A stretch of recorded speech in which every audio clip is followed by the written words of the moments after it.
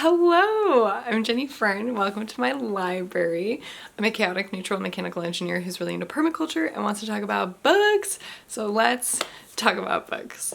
Today I have a bookshelf reorganization vlog, and I think I'm gonna be so kind, so benevolent, and give you the bookshelf tour just at the very beginning. So if you want to watch my bookshelf tour, you can do that. And then if you're here for the ride, you can stick around. I got a third bookshelf for my red shelves. That's what we'll be covering today. My to be read shelves are all on the opposite side of the room and nothing. Excuse me, you can't make that a habit. We won't have a couch anymore. He's in prison. He's in prison. The to be read shelves have not changed at all in the slightest, but I did get an extra red shelf and it is in my study. So we will go and look at that as well. That was my birthday present from my husband. Very thoughtful, very perfect. And I'm so excited about how it's going to shape my study. Chaos, chaos. He's attacking the plant. Chaos. I think let's start in the bedroom or the study, and we can move back out here and look at these shelves. And let's go. Isn't this bookshelf beautiful? This is the bookshelf. We have a little birdhouse that we painted several years ago. I got this at a, it's a sad frog. I got it at a craft fair from, I think she was the woman who taught me how to spin yarn, actually. This is from a friend, and then a couple of knickknacks. This is from my great-grandmother. Anyway, I've been able to put some knickknacks up. I haven't put them all up. Now I think we need to get closer. So these are some of my favorite science fiction books that I've read within the last couple years. Generally, the books that I have in this room I'm really passionate about, especially passionate about recently. And I feel like top down, the top is really like recent favorites. And then it gets a little bit more diluted as we go down. These two books that I just feel paired well together. And then we have, this is kind of failing me. I had him kind of out more like this, but Snapdragon keeps falling. But my Antoine de Saint-Exupéry books that are just have my entire heart and soul right now. Graphic novels and manga that I'm in love with. See, that's the problem that I'm having. I didn't have this problem until recently, and I don't know why. Then we get into Japanese translated fiction that I love. Going just beyond the little sailor boy, we have nature memoirs, basically. Gathering Moss, The Gift of the Deer, and Pilgrim at Tinker Creek. So here I have insect books. So this is a children's book that I read recently. Really, really loved it, honestly. Ways of the Mud Dauber, one of my favorite books of all time. Silent Earth and The Garden Jungle. So those are all here, hoping to add to the insect book collection. So here we have a section of like author collections. So I have my Jack London books, Ray Bradbury, and Ernest Hemingway. I will say of these, I think Ray Bradbury is the most hit author with me. Hemingway is probably next, and then Jack London last of like who really gets me. Now this is a very weird section, and I fully admit that. Here we have my books about math and physics, Sphereland, Flatland, and Einstein's Dreams. Then here is a really weird combination of books, but I don't know how to say it. I feel like they just really represent something about me. It's kind of like a combination of like worldview and permaculture and I don't know, kind of like anti-capitalist kind of stuff. That's kind of what is going on here. There's a combination of fiction and nonfiction. But yes, I do have some of like my permaculture books in here. This is like permaculture fiction, some like commentary about capitalism. I don't know, it's kind of about society, I suppose. A little weird. Carlo Rovelli over here. Kind of fictional and then nonfiction about math and physics. This is maybe one of the more important sections because I feel like it only makes sense to me, which is fine because this is my bookshelf. So here we have His Dark Materials by Philip Pullman, and then here we have Lois Lowry's series. I have placed these books in this room on this bookshelf, and I have placed the some other books, which I'll point out when we get to them, out in the living room because these ones are more important to me and I think represent me more than the others. So here we have some middle grade.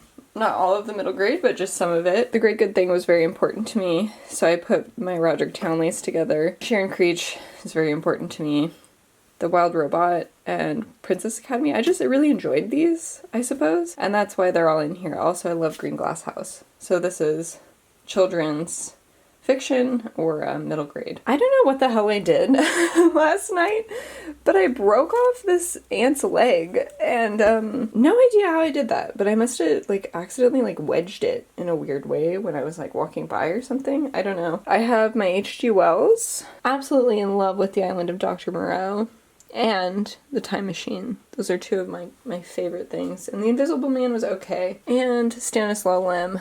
Huge fan of Stanislaw Lem. I'm really excited to read more of him in the future. We also have Ursula K. Le Guin over here. Following in with this science fiction theme, we're also going straight into Jules Verne. And yes, I do have 2 copies of From the Earth to the Moon. Did I decide to get rid of one? No, I didn't. Jules Verne is also hit and miss for me. For example, Journey to the Center of the Earth, I really enjoyed. From the Earth to the Moon, I really enjoyed. Oh my god, I don't even have 20,000 Leagues Under the Sea. I've read 20,000 Leagues Under the Sea. I didn't like it, so I obviously didn't pick up a copy.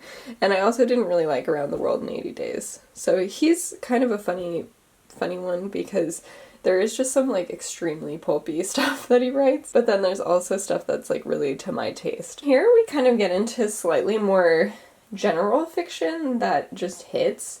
So still we're going with the author collections, but Karen Russell, gosh, just some excellent literary fiction. I love her work.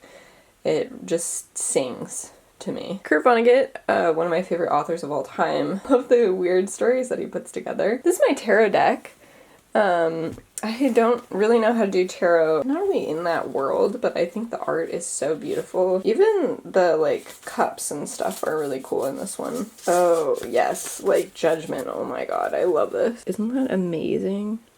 This is artwork by Julia Rich.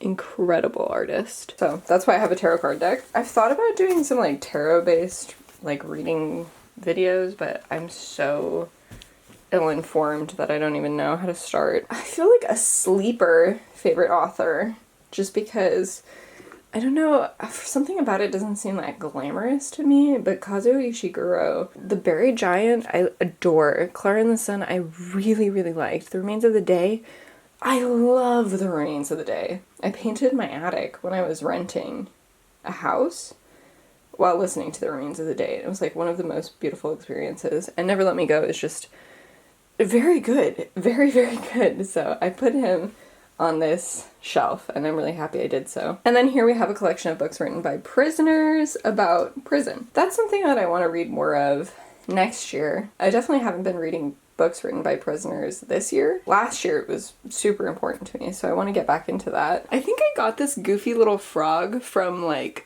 my friend's little sister or something crazy like that. But anyway, he's there. This is Douglas Adams and then John Darnielle.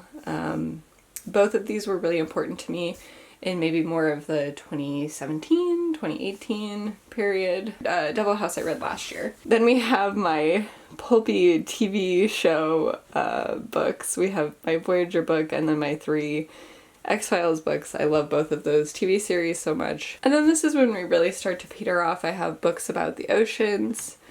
And these were just a weird combination.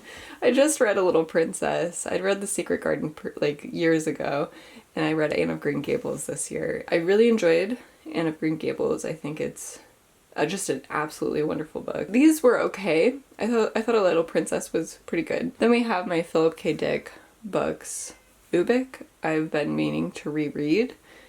and that's because I thought it was so wonderful, so impactful, and I haven't reread it. And then we have 2 books on being a writer. The last shelf here is empty, which is wonderful because it gives room for all of the new books that I'll be reading. So let's go out into the living room, I think. So I have to change the camera angle because there's too much glare, but look at how beautiful the wood grain looks back there. I love a wooden bookshelf. Here in the top corner we have basically fantasy. I haven't even finished reading The Return of the King, and you can see I'm just not really big on fantasy, but that's okay. And over here we have the science fiction that hasn't been broken up and split into my other bookshelf. So it looks very small out here, but that's just because I have so much science fiction in my bedroom. But this is what we have. I actually have read quite a bit more science fiction that I don't own, just because I'm not super likely to reread them. Some of these are really important to me. Like Annihilation is wonderful, space opera is really wonderful. Here we have some really important children's series to me. We have all of the series of Unfortunate Events, Goosebumps, and A Little House on the Prairie books. I'm missing some of these, but I do have all of the series of Unfortunate Events, and I would love to get more Goosebumps. I love the original covers of Goosebumps books. Over here we have graphic novels, some manga, and these are artist-made books, like small comics. So now we get into general fiction, or non-fiction, just books. General books. So this is a large contingent of books as we cruise across. These are all just books. I decided to organize them by publication date because I haven't done that before, and I think it is interesting to see these books within the context of when they were published.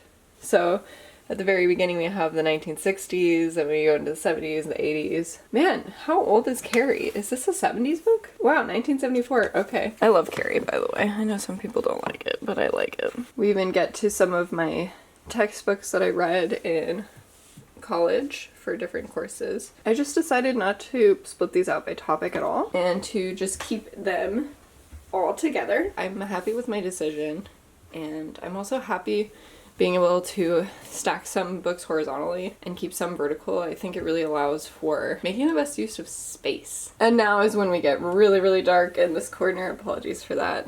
But we have, again, general fiction and nonfiction, all organized by publication date. So here we get into our really recent publications, which is really interesting for me to see because I didn't know, for example, that this book was published so recently. These books right here I am going to get rid of. So shortly I will film a unhaul video. Right here are those books that I was referring to when I was showing off my Lois Lowry's and my Philip Pullmans. I have C.S. Lewis and Madeleine L'Engle, both of which I understand their importance, but I didn't like at all. I have my Nancy Drews that I've read, and then right beside them I have my collection of Neil Gaiman, and then Matt Haig, just because I thought he's got a really similar vibe to Neil Gaiman, so I thought I'd put them together. Then I have my Roald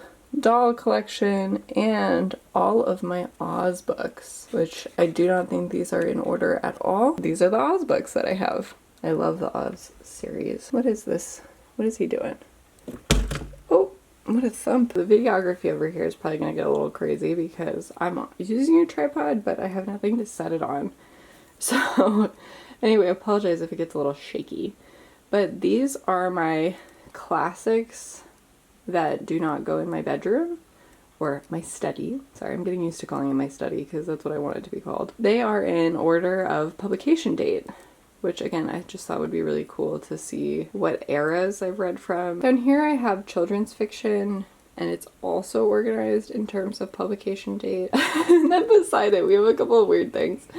We have the Enders books that I am planning to keep. And then we also have this book over here that I just finished reading, and I usually would just put the books that I finished reading on top somewhere. But now I have to figure out where this book goes. and I think it goes in my bedroom. And then down here is a weird little section that I did decide to split out from my general fiction section because these are translated books. I'm not really sure about this decision. I'm sticking with it, at least for now. So then you can see I do have a little bit of space down here for more books. Really happy that we have a lot of space on the bookshelves now. So that is my updated bookshelf tour. We are going to now transition over into the chaos, which was getting the bookshelves into this state. So if you'd like to stick around for this vlog portion, please do. Hello! What is up, everybody? I am here, and it is a couple days after my birthday. So I have to reckon with my birthday present for my husband, which was a new bookshelf. And as you can see, we have this one, and they're full. So I really needed a third bookshelf. It is not out here. Even though I guess theoretically, hypothetically, there is room, I really want to put a bookshelf in my study because I would like to start filming videos in there instead of, you know, monopolizing our living room for this type of thing. And I want to be able to start using my room again. When we moved into this house, it was February of 2020. And in March of 2020, I was supposed to work from home for the shelter in place thing. So I had this room and I was so excited. I was like, I'm gonna be able to do crafts. I'm gonna be able to do all sorts of cool stuff. And then I had to put my home office in there for a couple of years. And so it has this stank on it for me of the time that I had to work from home. And so I always closed the door and I was like, I'm off of work. This is not my room anymore. So I haven't quite gotten over that, even though it's been a while. So I am transforming it slowly into the room of my dreams. Part of that is my bookshelf. Today, I'm starting the vlog of rearranging all of the red bookshelves. So these are all of the books that I've read, and I really would like to reorganize them in a completely different way and be able to put knickknacks out because I will have enough space now to not just have books on my shelves. I think I'm going to listen to a podcast instead of a book. We're not exactly going to be reading, but we are going to be doing bookish activities. The first thing that I'm going to do is I'm going to identify my favorite books from this year, probably from last year, maybe some all-time favorites, and set those so that I can put those on like the top of my bookshelf in my bedroom. I think is where we're gonna start. Haven't made a ton of progress, but I did identify my favorites from this year that I own, and that's, oh, okay, don't want to drop them all now. That's these. And I'll just go through what they are really, really quickly. There are a handful of books that I don't own yet that were favorites. One is Moon of the Crusted Snow, and the short story Disillusionment, which I just read. The Garden Jungle by Dave Goulson. Wind, Sand, and Stars by Antoine de Saint-Exupéry. Dark Princess by W.E.B. Du Bois. Parable of the Sower by Octavia E. Butler. The Factory by Hiroko Oyamada. Snapdragon by Kat Leigh. Between the World and Me by Ta-Nehisi Coates. Pluto by Urasawa and Tezuka. The Geography of Nowhere by James Howard Kunstler. Reality is Not What It Seems by Carlo Rovelli. The Gift of the Deer by Helen Hoover. And Earthlings by Sayaka Murata. It's funny, I've actually been hearing quite a lot more about this book because people are like recommending it around like Halloween and stuff as like a disturbing book. And it's really interesting hearing other people's takes on it because I didn't really hear that much about it before I read it. And then now hearing people's opinions, I'm so glad that I read it before I heard their opinions because I think it's just a really fun adventure to go on if you don't know anything. Those are all my books. Some of these I'm so surprised I read this year. It has been a hell of a journey this year. So I'm gonna go put these on my new shelves and I will take you with me. We're in my really weird room now. And these knickknacks are just here for like making sure the books don't fall down. But I thought this was pretty interesting what I have for my favorite books this year. I have two fiction books here that don't really fit with anything else. These are all nonfiction. These two here are graphic novel and manga, and then I have two Japanese translated pieces of fiction right here. And then I have a little sailor boy. This is the start. It's gonna get messy, and it's gonna change a lot. Have we ever had this angle before? I don't think so. This is my stack of favorites from last year, which is huge because I read a ton last year. So my favorites from last year. The English Understand Wool by Helen DeWitt. Orange World by Karen Russell. Gathering Moss by Robin Wall Kimmerer. Sourdough by Robin Sloan. The Name of the Wind by Patrick Rothfuss. Witch Hat Atelier by Karome Shirahama. Planetfall by Emma Newman. The Girl from the Other Side by Nagabe. Doomsday by Connie Willis. Walls and Bars by Eugene V. Debs. John Barleycorn by Jack London. I put a Diet Coke somewhere and now I can't find it. The Mountain in the Sea by Ray Naylor. The Old Man and the Sea by Ernest Hemingway. Sorry, Flo. The Ways of a Mud Dauber by George D. Schaefer. The Particular Sadness of Lemon Cake by Amy Bender. The Great Good Thing by Roderick Townley. Pilgrim at Tinker Creek by Annie Dillard. The Little Prince, which was a reread, but I'm counting it for this year, by Antoine de Saint-Exupéry. Chlorine by Jade Song. The Island of Dr. Moreau by H.G. Wells. Silent Earth by Dave Coulson. And Spy Family by Tetsuya Endo. So here's where I'm getting a little conflicted. I can see now that I'd be splitting up some of my collections based on author. Like I have my Jack London collection, I have my Hemingway collection. I think what I'm gonna have to do is loosely put favorites on the top and group them when it makes sense. I have also categories, like Walls and Bars is a favorite, right? But I have a collection of books written by prisoners that I want to put them all together if I'm gonna have things organized together. So like I can have like nature memoirs or nature essays together, so I can put Gathering Moss and I can put The Gift of the Deer and I can put Pilgrim at Tinker Creek all together. And those are like, you know, favorite nature memoirs, which is great. Oh, and then I can put all of my insect books together. We're hatching a plan. A plan is being hatched. So now, after some adjustment, sci-fi that I read recently that I thought was really, really good. These two fiction books that in my mind are related.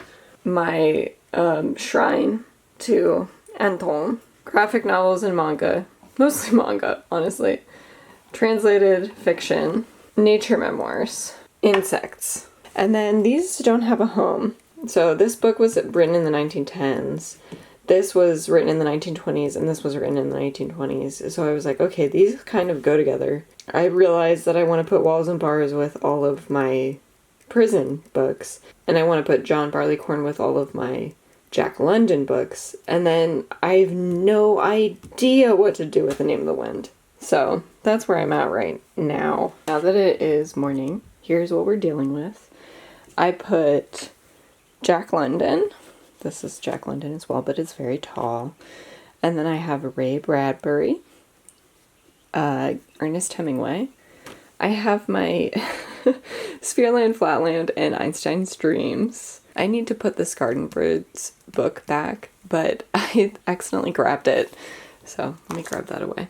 This is a weird little section of books. I have Women on the Edge of Time, which is like a permaculture sci-fi Gosh, I really need to reread this. One of the most interesting books I've ever read. Ecotopia is also like a permaculture sci-fi. The Metamorphosis, which, you know, is about being a bug. No, I grouped The Metamorphosis, Rental Person Who Does Nothing, and Several People Are Typing in my mind because I feel like they're kind of related to the working condition and like the lack of humanity in that in some way. Sowing Seeds in the Desert is like a full-blown permaculture book, and Operating Manual for Spaceship Earth, it just fits the vibe. I don't know. So these are weird vibe-based books. And then down here I have my prison books. Kurt Vonnegut, Kazuo Ishiguro, Karen Russell, Jules Verne, Stanislaw Lem, Ursula K. Le Guin, and then just a stack of books that I haven't gone through yet. Oh my gosh. Okay. All right. Oh, okay. It is Friday, and I am continuing on my bookshelf reorganization project. I took quite a bit of a break throughout this week and have not even tried to work on it. So, as you can see, I still have tons of books out here on my red shelves, and I've filled up 2 of my shelves on my new bookshelf in my room, and I am just starting to fill up the 3rd. What I'm thinking for right now, to make sure I have space, room to grow, room to breathe on these bookshelves, I'm thinking I will fill the top 3 shelves of all of them and leave the bottom shelves with some space. So then, for filming purposes, we have an aesthetic bookshelf. It will make thumbnails easier, all that strategic stuff. And then I will have room on the bottom, again, to grow into them for reading books in the future. And then I have the to-read bookshelves to tackle, which I have several stacks of books here that are not on this shelf currently. So let me take you into the bedroom and show you what I have going on in there. Okay, so I've lit a candle in here to get that nice cozy feeling, so it's maybe a little too bright. This room is dark, and I think I'm gonna have to get some additional lighting in here. But here, I know I've showed you all of this before, but just, I guess, a recap. We have these shelves. I'm not sure if I went all the way to here. These are middle grade, I guess, are just kind of recent, kind of significant, definitely not all of the middle grade that I have. Chasing Redbird is an absolute banger, and I think I reread that before starting this channel, but gosh, it is so good. I have a couple of knickknacks. I have an ant little wooden puzzle thing. I have a little pumpkin. I've got my little adorable fucking sailor. And of course the birdhouse that says illiterate asshole on it, which is a little rude to birds, but you know. Here I have Douglas Adams, here I have John Darnielle, and here I have, this is X-Files books, and this is Star Trek Voyager book. I really should have gotten more Voyager books when I was at that thrift store and I had the opportunity to buy genuinely so many Voyager books, and I just got one. I limited myself to one because I was like, well, what if I don't like it? Whatever. Of course I'm gonna like it. I love Voyager. I'm really enjoying the feel of this bookshelf. So I'm about to go to bed, but this is what the shelves are looking like now.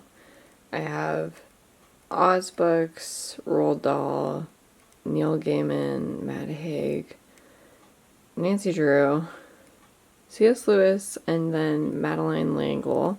Classics in order of publication date, which, it's funny, Billy Budd was published posthumously, so it was written quite a bit earlier than it was published, which I learned today.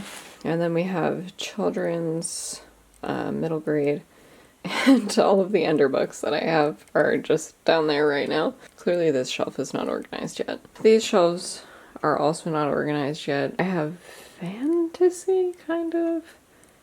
This is all science fiction, a series of unfortunate events, Goosebumps, Little House in the Big Woods, etc. Just random books, graphic novels, random books. And then I'm thinking of getting rid of these. Hello! It is a Tuesday after work, and I'm ready to tackle some more of this bookshelf here. I got sick over the weekend and I had a cold for about 3 days. While I was sick, I was on the couch and I'd like glance over at the bookshelves and I was like in a daze. I was like, oh, I wish I could have the energy to work on that, but I was just, you know, focusing on recovering. I've got a tiny tennis ball for my dog. Isn't that exciting? So I was thinking we could go through these shelves. God, my dog is chewing on something weird. Ugh, she's making a whole lot of fucking noise about it. Look at her. I think she's chewing some paper. Or like a piece of a cardboard box. So gross. I tried to take it out of her mouth just before this, and anyway, she wasn't letting go of it. Oh shoot, am I crazy or just Sophocles goes before it? Shakespeare, right? So yes, this is 5th century BC, and these I think are, what, 1500s? Something like that? Anyway, what are they, 1500s or 1400s? No, I don't actually know. I had to reorder the first 3, so maybe I just had them in reverse order for some reason. Anyway, 1600s, by the way. Early 1600s for these 2. And then we get into like the 50s over here. I think my favorite era might be the 1920s for literature.